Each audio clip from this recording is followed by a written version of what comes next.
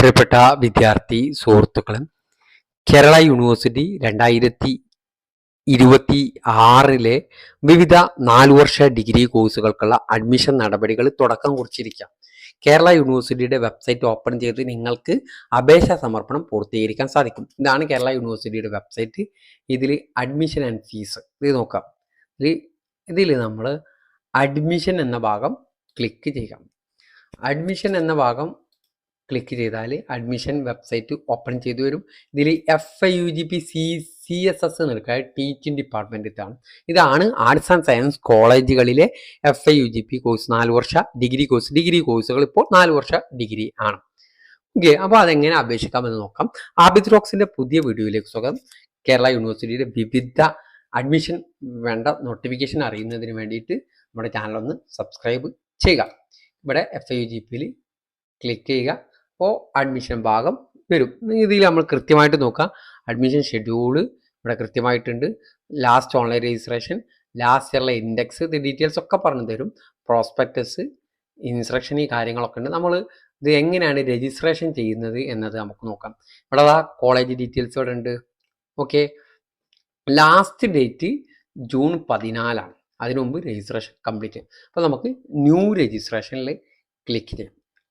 New രജിസ്ട്രേഷനാണ് നമ്മൾ എടുക്കേണ്ടത്. നമ്മൾ ന്യൂ രജിസ്ട്രേഷൻ ഏത് ഇയറിലാണ് പാസ്സായത് എന്നുള്ള ആദ്യം ബോർഡ് എക്സാം HSC കേരള ആയിരിക്കും പൊതുവെ എല്ലാവരും ഉണ്ടാവുക. അതിൻ്റെ എക്സാം രജിസ്ട്രേഷൻ നമ്പർ വേണം, ഇയർ ഓഫ് പാസിങ് വേണം.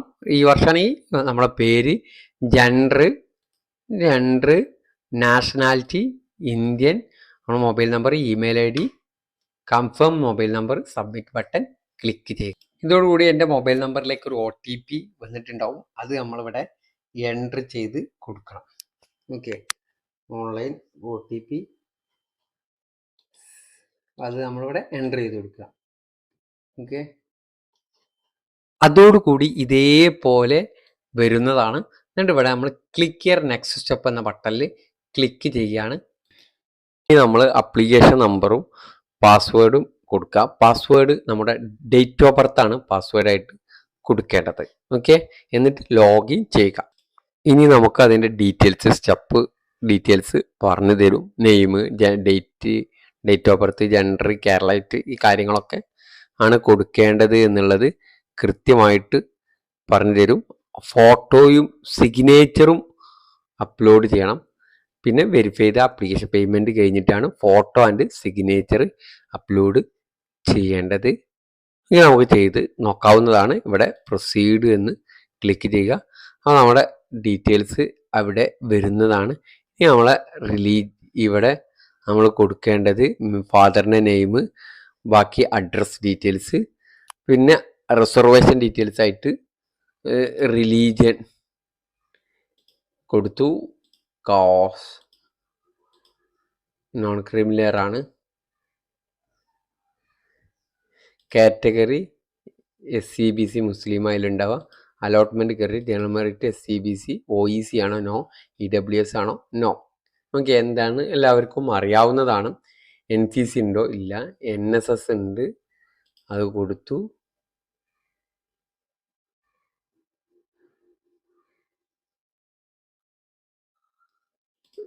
നമുക്ക് ഉണ്ടെങ്കിൽ കൊടുക്കുക, ഇല്ലെങ്കിൽ കൊടുക്കണ്ട. Okay, are you differently abled candidates no, reservation nominee not, ഇതിലേതെങ്കിലും ആണോ എന്ന് പറഞ്ഞാൽ ലക്ഷദ്വീപ് ആണോ, കാശ്മീരി ആണോ, ജമ്മു കാശ്മീരി ആണോ, തമിഴ് ലിംഗ്വിസ്റ്റിക് മൈനോറിറ്റി ആണോ, widow ward of defence personnel ആണോ, ഒന്നുമല്ല, നോട്ട് അപ്ലിക്കബിൾ. സ്പോർട്സ് കോമ്പറ്റീഷനിൽ പങ്കെടുത്തിട്ടുണ്ടോ നോ.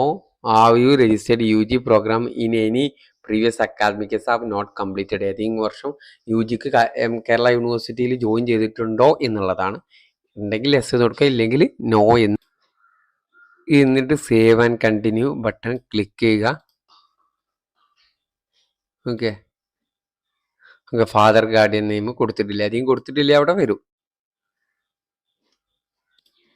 കൊടുത്തു. ഇനി നമുക്ക് നമ്മുടെ +2 എക്സാമിൻ്റെ ഡീറ്റെയിൽസ് ആണ്. റെഗുലർ ആയിട്ടാണോ select HSC Kerala, stream humanities ആണ്. Okay, year of passing, mark system ആണോ ഗ്രേഡ് സിസ്റ്റം ആണോ. നമുക്ക് മാർക്ക് ഉണ്ടല്ലോ, മാർക്ക് അവൈലബിൾ ആണെങ്കിൽ മാർക്കിൽ എഴുതിയാൽ മതി. Number of appearance 1, examination register number, last appearance, exam register number അത് കൊടുക്കുക. Do have any knowledge Arabic, second ഇയറിൽ അറബിക്കിൽ നോളജ് ഉണ്ടോ, നമ്മൾ സബ്ജക്റ്റുകൾ കൊടുക്കുക. ഓക്കെ, അപ്പോൾ ഈ ഡീറ്റെയിൽസ് ഒക്കെ കൊടുക്കുമ്പോൾ അത് വരുന്നതാണ്. ഓക്കെ, ഇനി ഞാൻ എൻ്റെ മാർക്ക് കൊടുക്കാൻ പോവുകയാണ്. എന്നിട്ട് save and continue button click ചെയ്യുന്നു. ഇനി നമുക്ക് എന്ത് ചെയ്യാം, കോഴ്സും കോളേജും സെലക്ട് ചെയ്യാനുള്ള ഓപ്ഷൻ. ആദ്യം സെലക്ട് കോളേജ്, കോഴ്സ്. ഞാൻ journalism, BA journalism and mass communication ആണ് ചൂസ് ചെയ്യുന്നത്. അപ്പോൾ അതിലുള്ള കോളേജ് SM കോളേജ് കൊല്ലം.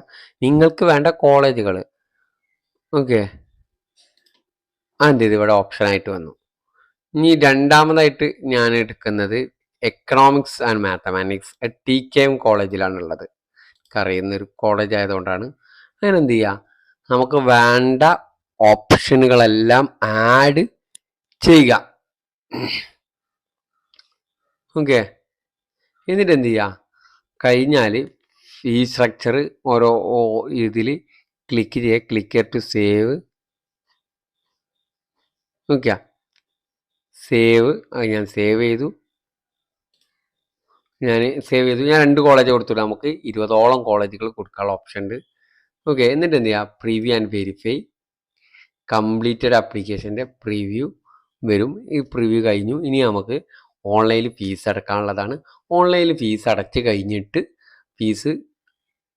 കഴിഞ്ഞിട്ട് നമ്മൾ എന്ത് ചെയ്യുക, ഇത് നമ്മൾ ചെയ്യേണ്ട കാര്യങ്ങളെന്ന് പറയുന്നത് നമ്മളെ ഫോട്ടോ അപ്ലോഡ് ചെയ്യണം, നമ്മളെ സിഗ്നേച്ചർ അപ്ലോഡ് ചെയ്യണം, എന്നിട്ട് ഫൈനൽ സബ്മിറ്റ് ചെയ്യുകയാണ് വേണ്ടത്.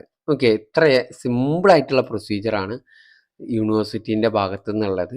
ഇവിടെ പേ ഓൺലൈൻ, ഓൺലൈനിലേക്ക് ഇത് പോകും. അങ്ങനെ ഫീ നമ്മൾ അടക്കുന്നു. ഏതാണോ നമ്മൾ അടക്കുന്നത്, ബ്രൗസർ ഓപ്പറ എന്ന് പറഞ്ഞാൽ നമ്മൾ UPI ഉപയോഗിച്ചുകൊണ്ട് പേ ചെയ്യാനുള്ള ഓപ്ഷൻ ആയിരിക്കും. ഓക്കെ, അതിൽ നമ്മൾ UPI ഡീറ്റെയിൽസ് 900 രൂപയാണ്. മൊബൈൽ നമ്പറും സാധനങ്ങളൊക്കെ അടിച്ചു കൊടുത്ത് ഫീസ് അടക്കാം. അപ്പോൾ ഇത്ര കാര്യങ്ങളാണ് ഇതുമായി ബന്ധപ്പെട്ട് പറയാനുള്ളത്. വളരെ ഈസി ആയിട്ട് അപ്ലൈ ചെയ്യാനുള്ളതാണ്. അപ്ലിക്കേഷൻ കഴിഞ്ഞതിന് ശേഷം അതിൻ്റെ പ്രിൻ്റ് ഔട്ട് എടുത്ത് സൂക്ഷിച്ചു വെക്കുക. ഇത്ര കാര്യമാണ് നിങ്ങളോട് ഇതുമായി ബന്ധപ്പെട്ട് പറയാനുള്ളത്. ബാക്കി അതിൻ്റെ ഓരോ ഘട്ടത്തിലും നിങ്ങളുമായി പങ്കുവെക്കുന്നതായിരിക്കും. Okay, thank you.